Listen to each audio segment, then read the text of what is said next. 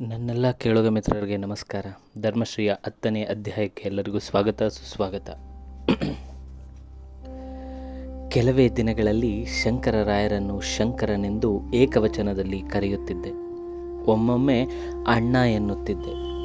ವಿದ್ಯೆಯಲ್ಲಿ, ಬುದ್ಧಿಯಲ್ಲಿ, ಜೀವನದ ಬಗ್ಗೆ ಇದ್ದ ಧೈರ್ಯ ಸ್ಥೈರ್ಯಗಳಲ್ಲಿ, ತನ್ನ ಬಾಳಿನ ಧ್ಯೇಯದ ಬಗೆಗೆ ಇದ್ದ ಅಚಲ ಶ್ರದ್ಧೆ ವಿಶ್ವಾಸಗಳಲ್ಲಿ, ಕಾರ್ಯತತ್ಪರತೆಯಲ್ಲಿ ಆತನ ವ್ಯಕ್ತಿತ್ವವು ಬಹು ಎತ್ತರದಲ್ಲಿ ಕಾಣುತ್ತಿತ್ತು.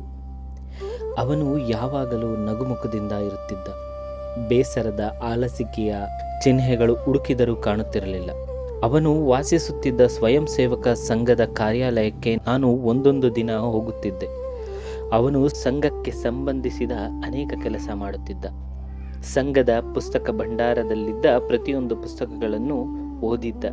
ಸಂಘದ ಕೆಲಸಕ್ಕಾಗಿ ಯಾವಾಗಲೂ ಸೈಕಲ್ ಮೇಲೆ ತಿರುಗುತ್ತಿದ್ದ. ಕಾಲೇಜಿಗೆ ಯಾವಾಗ ಹೋಗುತ್ತಿದ್ದನೋ, ಯಾವಾಗ ಕುಳಿತು ಓದುತ್ತಿದ್ದನೋ ಯಾರಿಗೂ ತಿಳಿಯದು. ಆದರೂ ಅವನು ಓದಿದ ಪುಸ್ತಕಗಳ ಸಂಖ್ಯೆ ಆಶ್ಚರ್ಯವಾಗುವಷ್ಟು ಬೆಳೆದಿತ್ತು. ಅವನ ಜ್ಞಾಪಕ ಶಕ್ತಿಯು ಅಸಾಮಾನ್ಯವಾದದ್ದು. ಒಂದೊಂದು ದಿನ ಅವನು ನನ್ನನ್ನು ವಿಶ್ವವಿದ್ಯಾನಿಲಯದ ಪುಸ್ತಕ ಭಂಡಾರಕ್ಕೆ ಕರೆದುಕೊಂಡು ಹೋಗುತ್ತಿದ್ದ. ನನಗೆ ತನ್ನ ಹೆಸರಿನಲ್ಲಿ ಒಂದು ಸಲಕ್ಕೆ 4ರಂತೆ ಹಿಂದೂ ಧರ್ಮ, ಸಂಸ್ಕೃತಿ, ಕಲೆಗಳನ್ನು ಕುರಿತು ಪುಸ್ತಕಗಳನ್ನು ಕೊಡಿಸುತ್ತಿದ್ದ.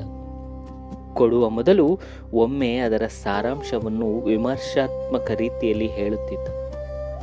ಅವನು ಕೊಡುತ್ತಿದ್ದ ಪ್ರಸ್ತಾವನೆಯ ಸಹಾಯದಿಂದ ಕ್ಲಿಷ್ಟವಾದ ವಿಷಯದ, ಅದರಲ್ಲಿಯೂ ಆಂಗ್ಲ ಭಾಷೆಯಲ್ಲಿ ಬರೆದ ಆ ಗ್ರಂಥಗಳ ಎಷ್ಟೋ ಭಾಗಗಳನ್ನು ನಾನು ಅರ್ಥ ಮಾಡಿಕೊಳ್ಳುತ್ತಿದ್ದೆ. ಗ್ರಂಥಗಳನ್ನು ಓದಿದ ನಂತರ ಅವನೊಡನೆ ಚರ್ಚಿಸುತ್ತಿದ್ದೆ. ಎಷ್ಟೋ ಅಭಿಪ್ರಾಯಗಳಲ್ಲಿ ನನಗೂ ಅವನಿಗೂ ಹೊಂದಿಕೆಯಾಗುತ್ತಿರಲಿಲ್ಲ. ತನ್ನ ಅಭಿಪ್ರಾಯಗಳನ್ನು ನನ್ನ ಮೇಲೆ ಏರಲು ಅವನು ಎಂದಿಗೂ ಪ್ರಯತ್ನಿಸಿದವನಲ್ಲ. ಪದೇ ಪದೇ ಒಂದು ಮಾತನ್ನು ಮಾತ್ರ ಹೇಳುತ್ತಿದ್ದ. ಈಗಿನ ವಿದ್ಯಾಭ್ಯಾಸ ಕ್ರಮದ ಪರಿಣಾಮವಾಗಿ ನಮ್ಮ ರಾಷ್ಟ್ರದ ಪ್ರಾಚೀನ ಪರಂಪರೆಯ ಅರಿವೇ ನಮಗೆ ಇಲ್ಲದಂತಾಗಿದೆ. ವಿಶ್ವವಿದ್ಯಾನಿಲಯಗಳಿಂದ ಹೊರಬರುವ ಪದವೀಧರರಿಗೆ ತನ್ನ ಸಂಸ್ಕೃತಿಯ ಗಂಧ ಇರುವುದಿಲ್ಲ. ಈ ನಾಚಿಕೆಗೇಡಿತನದ ಪರಿಸ್ಥಿತಿಯಿಂದ ಸ್ವಾಭಿಮಾನ್ಯ ಶೂನ್ಯವಾದ ಜನಾಂಗವೊಂದರ ಸೃಷ್ಟಿಯಾಗುತ್ತಿದೆ. ಇನ್ನು ಕೆಲವೇ ದಿನಗಳಲ್ಲಿ ಹಿಂದೂಸ್ತಾನವು ಸಾಂಸ್ಕೃತಿಕವಾಗಿ ದಿವಾಳಿ ತೆಗೆಯುವ ಸ್ಥಿತಿಗೆ ಬಂದರೂ ಆಶ್ಚರ್ಯವಿಲ್ಲ. ಅವನೊಡನೆ ಪರಿಚಯವಾಗಿ 3-4 ತಿಂಗಳು ಕಳೆದಿತ್ತು. ನಾವು ದಿನವೂ ಜೊತೆಯಲ್ಲಿ ಊಟಕ್ಕೆ ಕುಳಿತುಕೊಳ್ಳುತ್ತಿದ್ದೆವು. ಊಟವಾಗುವುದರೊಳಗೆ ಎಷ್ಟೋ ವಿಷಯವನ್ನು ಕುರಿತು ಮಾತನಾಡುತ್ತಿದ್ದೆವು. ಒಂದೊಂದು ದಿನ ಅವನಿಗೆ ಬೇರೆ ಯಾವ ಕೆಲಸವೂ ಇಲ್ಲದ ದಿನಗಳಲ್ಲಿ ರಾತ್ರಿ ಊಟವಾದ ಮೇಲೆ ಯಾವುದಾದರೂ ವಿಷಯವನ್ನು ಚರ್ಚಿಸುತ್ತಾ ರಸ್ತೆಯ ಬದಿಗಳಲ್ಲಿ ನಿಲ್ಲುತ್ತಿದ್ದೆವು. ಆದರೂ ತನ್ನ ಸ್ವಂತ ಊರು, ತಂದೆ ತಾಯಿ ವಿಷಯವಾಗಿ ಅವನು ಎಂದೂ ನನಗೆ ಯಾವ ಸಂಗತಿಯನ್ನು ಹೇಳಿರಲಿಲ್ಲ. ನಾನಾಗಿಯೇ ಏನೂ ಕೇಳಿರಲಿಲ್ಲ. ಒಂದು ಭಾನುವಾರ ಮಧ್ಯಾಹ್ನದ ಊಟವಾದ ಮೇಲೆ ನಾವಿಬ್ಬರು ಅವನ ಕೋಣೆಗೆ ಹೋದೆವು. ಅವನಿದ್ದ ಕಾರ್ಯಾಲಯದಲ್ಲಿ ಒಟ್ಟು 8 ಕೋಣೆಗಳು, ಒಂದು ದೊಡ್ಡ ಅಂಗಳವೂ ಇದ್ದವು. ಅಂಗಳದ ಗೋಡೆಯ ಮೇಲೆ ಗುರೂಜಿ, ಹೆಗ್ಗಡೆರಾವ್, ಶಿವಾಜಿ, ರಾಣಾ ಪ್ರತಾಪ, ಗುರು ಗೋವಿಂದ ಸಿಂಹ ಮತ್ತು ಕೆಲವು ದೇವರ ಫೋಟೋಗಳಿದ್ದವು.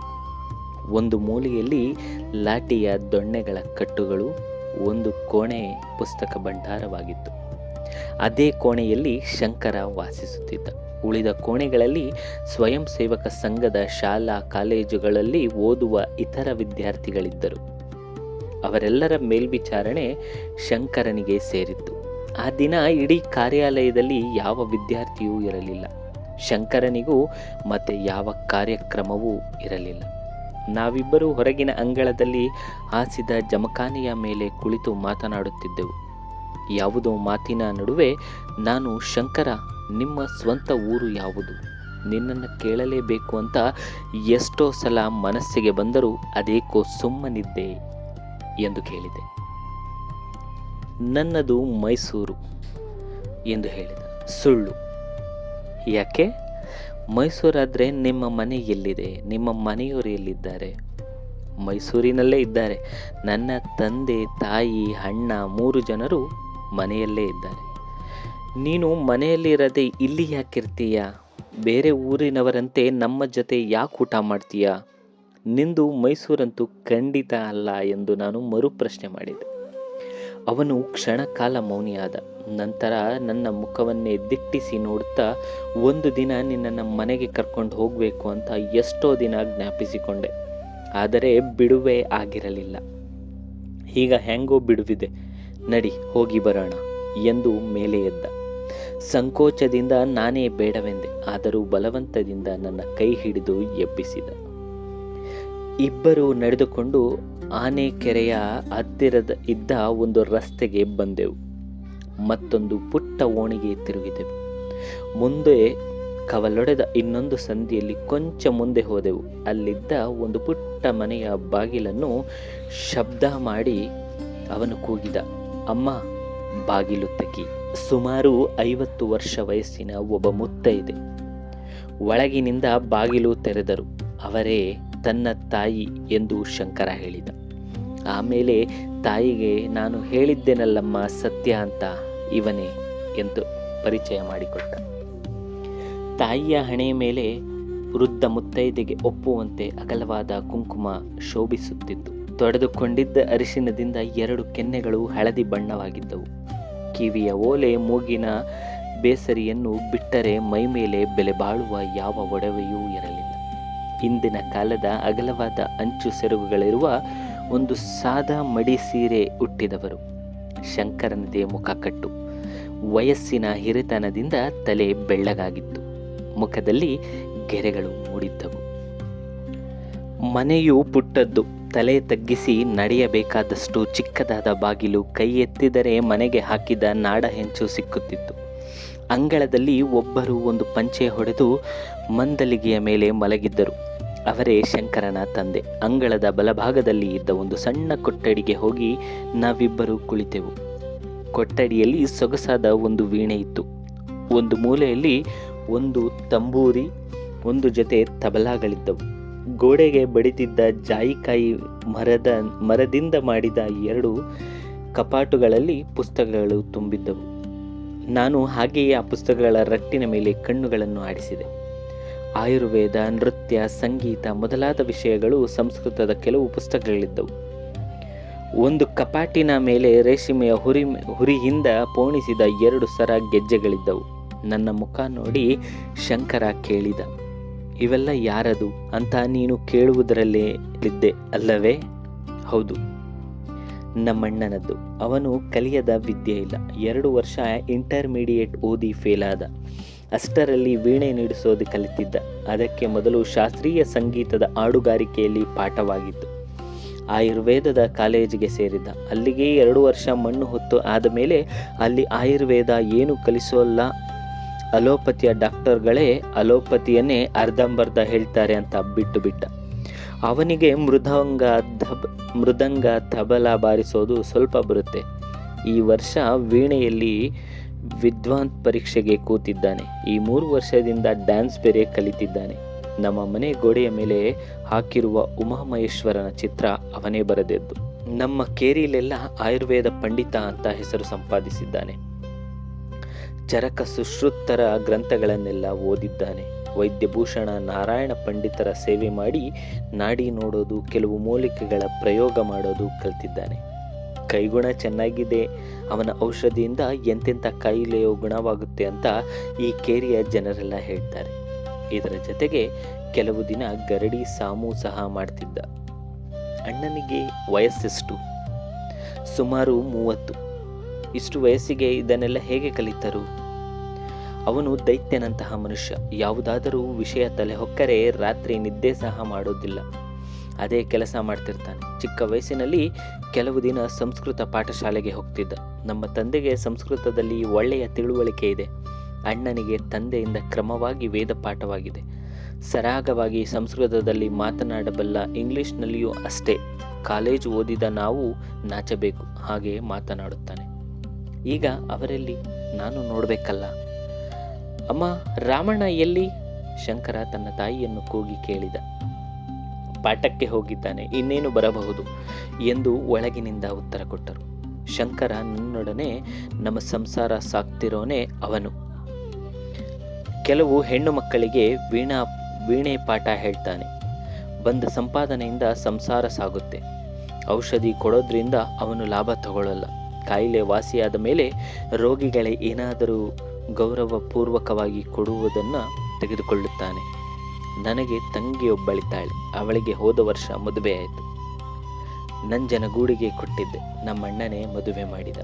ಅವನೇ ಈಗ ಮದುವೆಯ ಸಾಲ ತೀರಿಸ್ತಿದ್ದಾನೆ ಎಂದ. ಅಷ್ಟರಲ್ಲಿ ಶಂಕರನ ತಾಯಿ ನಾವಿದ್ದ ಕೊಠಡಿಗೆ ಬಂದರು. ಅವರ ಕೈಯಲ್ಲಿ ಒಂದು ಪುಟ್ಟ ಕೊಳದಪ್ಪಲೆ ಇತ್ತು. ಅದರಲ್ಲಿದ್ದ ಹುಳಿಯಲ್ಲಿ ಕಲಸಿದ ಅನ್ನವನ್ನು ತುತ್ತು ಮಾಡಿ ಹೇಳಿದರು, ಕೈ ಹಿಡಿಯಿರಿ, ಅನ್ನ ಉಳಿದಿದೆ, ಎರಡೆರಡು ತುತ್ತು ಹಾಕ್ತೀನಿ. ನಮ್ಮಿಬ್ಬರಿಗೂ ತುತ್ತು ಹಾಕಿದ ಮೇಲೆ ಅವರು ಶಂಕರನನ್ನು ಹೋದ ಭಾನುವಾರ ಯಾಕೋ ಮನೆಗೆ ಬರಲಿಲ್ಲ, ನಾನು ಕಾಯ್ತಾ ಇದ್ದೆ ಎಂದು ಕೇಳಿದರು. ಅಷ್ಟರಲ್ಲಿ ಬೀದಿಯ ಬಾಗಿಲು ತಟ್ಟಿದ ಶಬ್ದ ಕೇಳಿಸಿತು. ಜೊತೆಯಲ್ಲೇ ಸೈಕಲಿನ ಗಂಟೆಯ ಧ್ವನಿ. ಶಂಕರ ಹೇಳಿದ, ರಾಮಣ್ಣ ಬಂದ. ತಾಯಿ ಬಾಗಿಲು ತೆರೆಯಲು ಹೋದರು. ಸೈಕಲನ್ನು ಒಳಗಿಟ್ಟು ಕೈಕಾಲು ತೊಳೆದುಕೊಂಡು 2 ನಿಮಿಷದಲ್ಲಿ ರಾಮಣ್ಣ ನಾವಿದ್ದ ಕೊಠಡಿಗೆ ಬಂದರು. ದೂರದಿಂದ ನೋಡುವವರಿಗೆ ಶಂಕರನಿಗೂ ಅವರಿಗೂ ವ್ಯತ್ಯಾಸ ಕಾಣಿಸುವುದಿಲ್ಲ. ಒಂದೇ ಬಣ್ಣ, ಒಂದೇ ಎತ್ತರ, ಒಂದೇ ನಿಲುವು, ಒಂದೇ ಮುಖಕಟ್ಟು, ಹೊಳೆಯುವ ಸಾಲದ ದಂತಪ್ರಜ್ಞೆಗಳು, ಗುಂಗುರು ಕೂದಲಿನ ರೀತಿ ಎಲ್ಲವೂ ಒಂದೇ. ಆದರೆ ಅಣ್ಣನು ತಮ್ಮನಿಗಿಂತ ಹೆಚ್ಚು ಬಲವಾದ ಆಳು. ಮೈಕೈ ತುಂಬಿಕೊಂಡು ದಷ್ಟಪುಷ್ಟವಾಗಿ ಬೆಳೆದಿದ್ದರು. ಕೆಲವು ದಿನ ಗರಡಿ ಸಾಧನೆ ಮಾಡುತ್ತಿದ್ದರೆಂದು ಶಂಕರ ಹೇಳಿದ್ದದ್ದು ನನಗೆ ನೆನಪಾಯಿತು. ಶಂಕರ ಅವರಿಗೆ ನನ್ನ ಪರಿಚಯ ಮಾಡಿಕೊಟ್ಟ.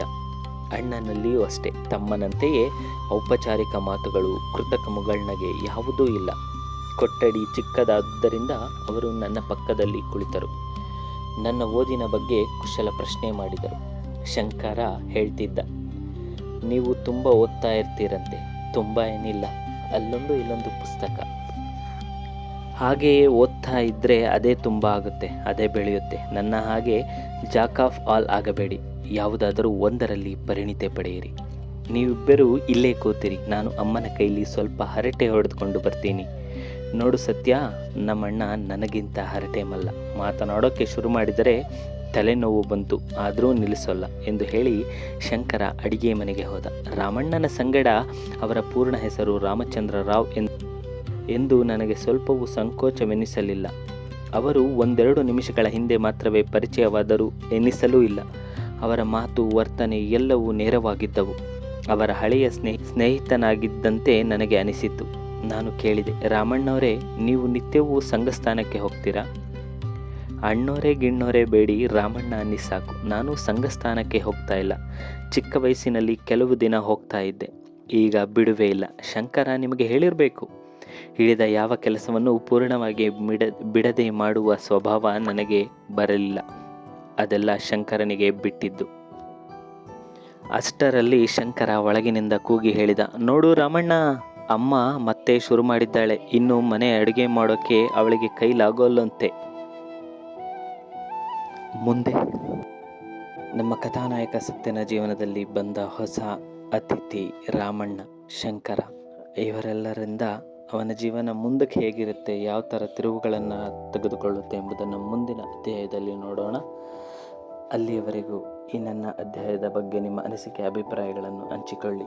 ಕಥೆಗಳನ್ನು ಕೇಳುವ ನಿಮ್ಮ ಸ್ನೇಹಿತರೊಂದಿಗೆ ಈ ಕಥೆಯನ್ನು ಹಂಚಿಕೊಳ್ಳಿ.